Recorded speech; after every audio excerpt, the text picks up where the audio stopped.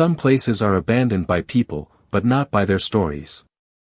At exactly 2:17 a.m., Wyatt Harper opened his eyes to the sound of footsteps beneath the floor. For a moment, he thought he was still dreaming. The darkness inside the old school seemed thicker than night itself, heavy with dust and silence. He lay perfectly still on his sleeping bag, listening. Thump. Thump. Thump. Slow. Measured. Deliberate. The sound traveled somewhere below him, deep beneath the worn wooden boards of the classroom floor. Beside him, Ranger was already awake. The 6-year-old German shepherd stood motionless near the broken chalkboard, ears raised high, amber eyes fixed on a spot near the center of the room. A faint beam of moonlight slipped through a cracked window, painting silver lines across the dog's gray and cream coat. Another footstep echoed from below. Wyatt's pulse quickened. Not from fear, but from curiosity. Years in the army had taught him the difference between danger and mystery. This felt like mystery. Ranger released a low breath through his nose but didn't bark. He simply listened. Wyatt slowly sat up and glanced around the abandoned classroom. Rows of small desks sat beneath layers of dust. A faded American flag hung crookedly in the corner. The blackboard still carried traces of chalk marks left decades ago. Everything looked frozen in time. Yet beneath it all, something had moved. The footsteps stopped. Silence returned. Wyatt checked his watch. 2:18 a.m. He waited another minute, then another. Nothing. Finally, he leaned back against the wall and closed his eyes. But sleep never came. Because 3 hours earlier, he had arrived in Cedar Hollow expecting nothing more than shelter from an approaching snowstorm. The mountain town sat tucked between dark pine-covered ridges in western Montana, the kind of place where old stories lingered longer than people. By late afternoon, thick clouds had swallowed the sky, and icy wind swept across the empty streets. Wyatt had spent the previous 6 months traveling from town to town, taking odd repair jobs when he could find them. He wasn't searching for anything anymore. At least that was what he told himself. Ranger had remained his only constant companion through every mile. As the first snowflakes began drifting through the air, Wyatt noticed the abandoned school standing at the edge of town. It was a 2-story brick building built sometime in the early 1900s. Tall windows stared blankly across an overgrown playground. The rusted swing set creaked softly in the wind. The place looked forgotten. Yet something about it felt strangely alive. When he stopped to study the building, Ranger froze beside him. The dog's ears twitched. His nose lifted toward the school. Then he stared at the structure without moving. Wyatt had learned to trust those moments. Ranger noticed things people missed. "You feel it too, huh, buddy?" he asked quietly. The shepherd gave no response. He simply kept watching the building. A gas station attendant later warned him not to stay there overnight. An elderly woman at the diner crossed herself when he mentioned the school. Neither offered an explanation. They only exchanged uneasy looks and advised him to find somewhere else. But snow was falling harder by then, and the old school offered 4 walls and a roof. That seemed reason enough. By nightfall, Wyatt had settled inside the former 5th-grade classroom. The wind howled outside. Ranger paced the room several times before finally lying down near the chalkboard. Everything seemed peaceful. Ordinary. Yet now, sitting in the darkness at 2:19 a.m., Wyatt couldn't shake the feeling that the school had been waiting for someone to hear those footsteps. Morning arrived beneath a sky the color of brushed steel. Snow drifted steadily across Cedar Hollow, softening rooftops and covering the streets in a blanket of white silence. Wyatt stepped out of the abandoned school shortly after sunrise, his boots crunching through a thin layer of fresh powder. Ranger followed close beside him, but the dog kept glancing back toward the building. That alone unsettled Wyatt. Ranger usually moved on from a place once they left it. This time felt different. The school seemed to hold the shepherd's attention like an unfinished thought. At the small diner near Main Street, warmth and the scent of coffee greeted them. A handful of locals occupied the booths, speaking in quiet voices. Conversations faded the moment Wyatt entered. He ordered breakfast and sat near the window. Ranger settled beside the booth, alert but calm. For several minutes nobody spoke to him. Then an elderly man wearing a faded green jacket approached with a steaming mug in his hand. His name, according to the stitched patch above his pocket, was Walter Pierce. "You stayed in the school last night?" he asked. Wyatt nodded. Walter studied him carefully. "Did you hear anything?" Wyatt considered the question. Something in the old man's expression suggested he already knew the answer. "Maybe," Wyatt said. Walter stared into his coffee. "My grandfather worked there. Janitor. He used to talk about sounds nobody could explain." Wyatt leaned forward slightly. "What kind of sounds?" "Footsteps. Doors opening. Desks moving when nobody was inside." The old man paused. "But he always said the building wasn't haunted. Said it was trying to remember something." Before Wyatt could ask another question, Walter stood and returned to his table. The conversation ended as abruptly as it began. By noon, curiosity pulled Wyatt back toward the school. Snow continued falling as he crossed the empty playground. The swings hung motionless beneath a coating of white frost. Ranger suddenly stopped near the edge of the property. His ears lifted. Then he released 3 sharp barks. Not fearful. Not aggressive.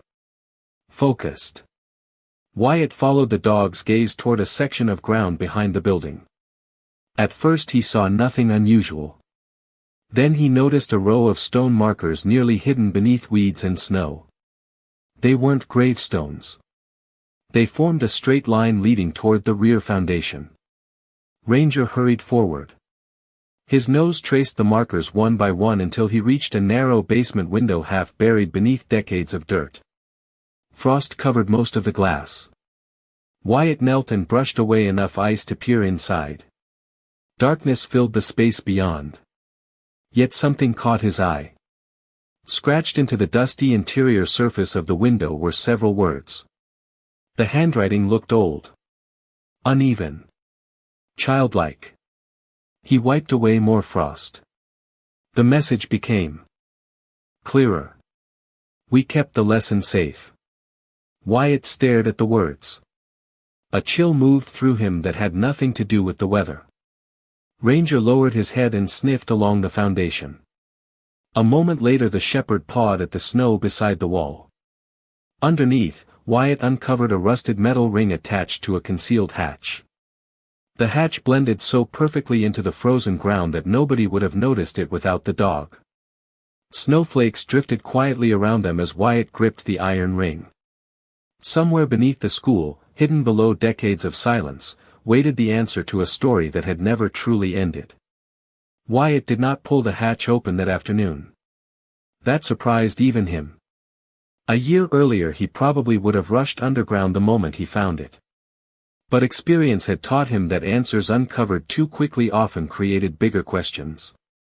Instead, he covered the hatch with snow again and spent the rest of the day learning about the school.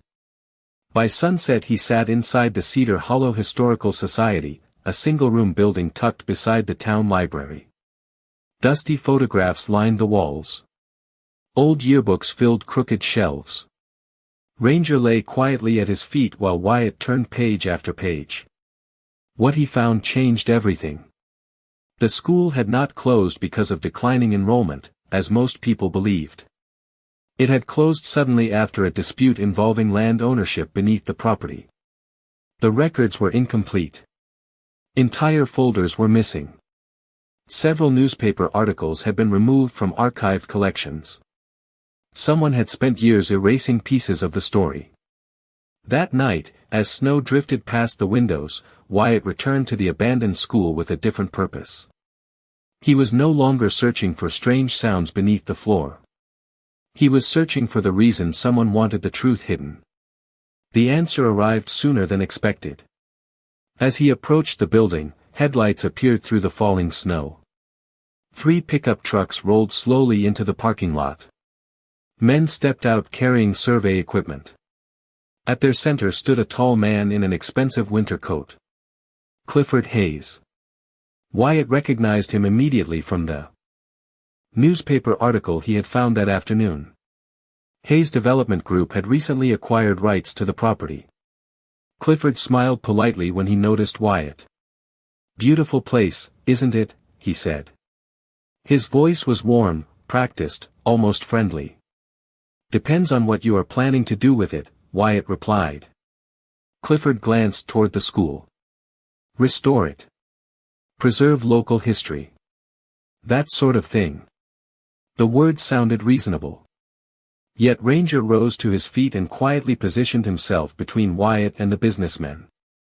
The shepherd did not growl. He simply watched. Clifford's smile faded for the briefest moment. Then it returned. "You seem interested in this place," he said. "Maybe more interested than a traveler passing through." Wyatt said nothing. Clifford nodded as though confirming something to himself. "Just be careful where you dig," he added. "Some stories are buried for a reason." Then he walked away. The encounter should have ended there. But later that evening, while Wyatt settled near the old classroom window, Ranger suddenly lifted his head. A vehicle engine echoed outside. Wyatt moved carefully to the glass. One of Clifford's trucks had returned. A single figure stepped out carrying a flashlight. The person crossed the playground and headed directly toward the rear foundation where the hidden hatch lay beneath the snow. Wyatt's heart tightened. This was no coincidence. Whoever that person was, they already knew exactly where to look. In that moment the mystery changed. The abandoned school was no longer a forgotten place guarding old memories. It had become the center of a race. Somewhere beneath the building rested a secret powerful enough to attract people willing to spend decades searching for it. And for the first time, Wyatt realized he might not have much time left to uncover the truth before someone else reached it first. Wyatt remained motionless inside the dark classroom as the figure approached the rear foundation. Snow drifted through the pale glow of the flashlight, turning the night into a swirl of silver and shadow. Ranger stood beside the window, ears forward, every muscle focused. The stranger moved with purpose, brushing snow aside in exactly the right location. There was no searching. No hesitation. Whoever it was had been here before. Wyatt quietly slipped outside through a side entrance and circled the building. The cold air carried the scent of pine and approaching weather. By the time he reached the back corner of the school, the figure had disappeared. Only a faint trail of footprints remained. Ranger followed the tracks across the property and toward a maintenance shed half hidden behind a cluster of leafless cottonwoods. Wyatt had walked past the structure twice without paying much attention. It looked insignificant, barely large enough to store tools. Yet the footprints ended there. The door hung slightly open. Ranger stepped inside first. Dust covered everything. Rusted shelves lined the walls. Broken rakes leaned in a corner. At first glance it seemed abandoned like the rest of the property. Then Wyatt noticed something unusual. The floor beneath one shelf was completely clean. No dust. No cobwebs. As though someone had recently moved it.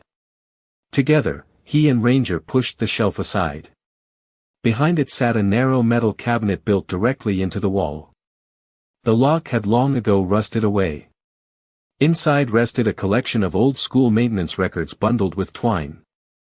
Most were ordinary inventory lists and repair reports. But one folder stood apart from the others. Across the front someone had written a single date. October 12, 1958. Wyatt opened it carefully. The documents inside were unlike anything he expected. There were no financial records. No blueprints. Instead, he found handwritten evaluations of students. Hundreds of pages describing strengths rather than grades. One child was praised for kindness. Another for courage.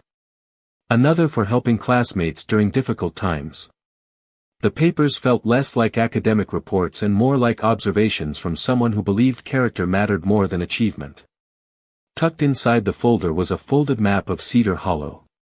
Several locations had been marked with red circles. The abandoned school was only one of them. Wyatt studied the map beneath the beam of his flashlight. The other locations included the old church, the train depot, the public library, and a bell tower overlooking the river. They formed a pattern stretching across the entire town. Ranger suddenly lifted his head. Footsteps approached outside. Real footsteps this time. Not beneath the floor. Not hidden underground. Someone was coming. Wyatt quickly returned the documents to the cabinet and stepped deeper into the shadows. A moment later the shed door opened. To his surprise, the visitor was not connected to Clifford Hayes. It was Walter Pierce. The elderly man from the diner carried an old lantern in one hand.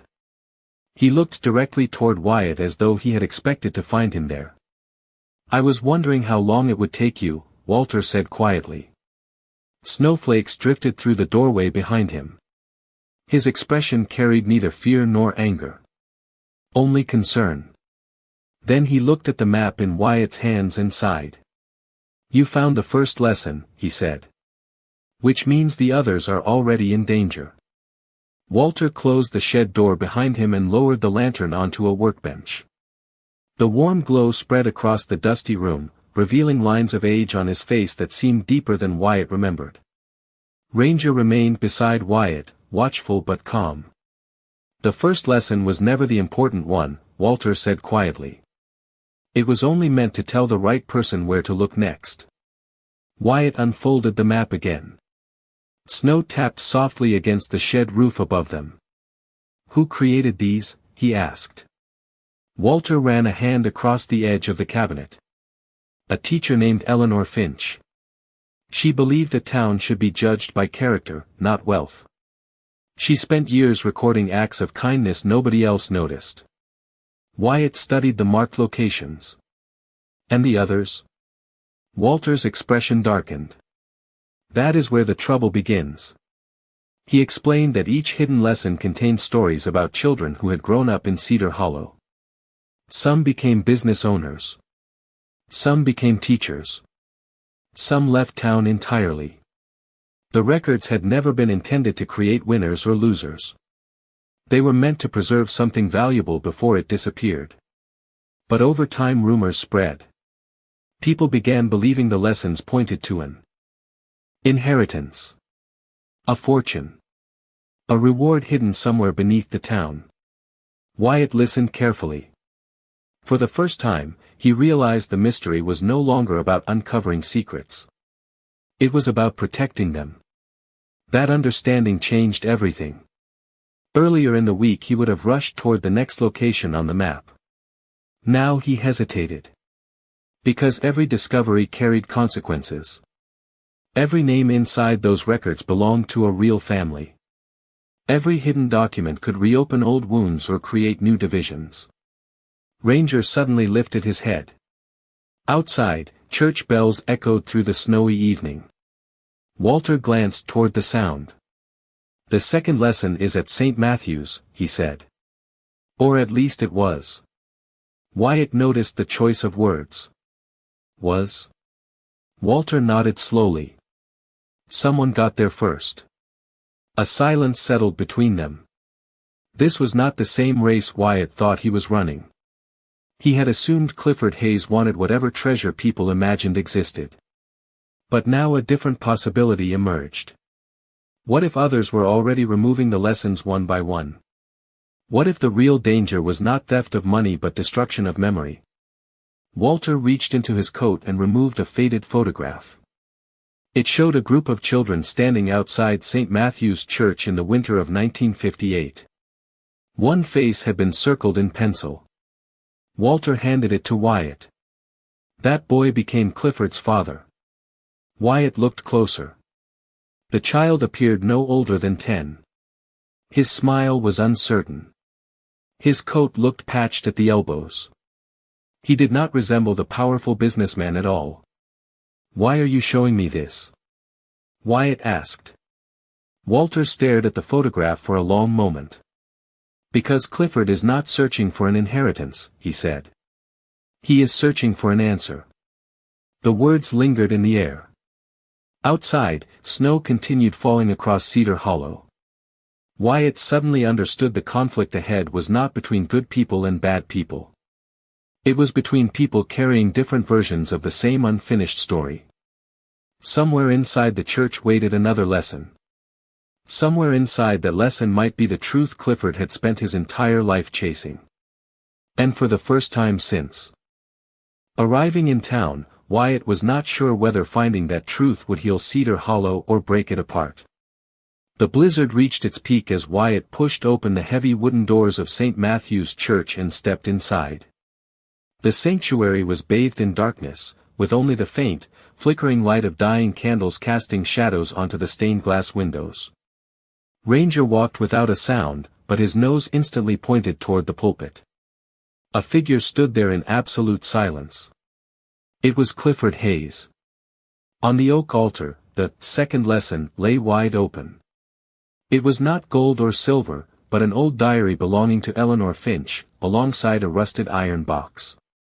Clifford did not turn around, his voice echoed raspy and hollow through the vacant church. "My father lived his entire life in the humiliation of a child branded a thief by this whole town. He left this place with empty hands and a broken heart. I came back to level that school to the ground, to completely erase the place that defined my father as a failure." Wyatt advanced slowly, with Ranger keeping close to his hip.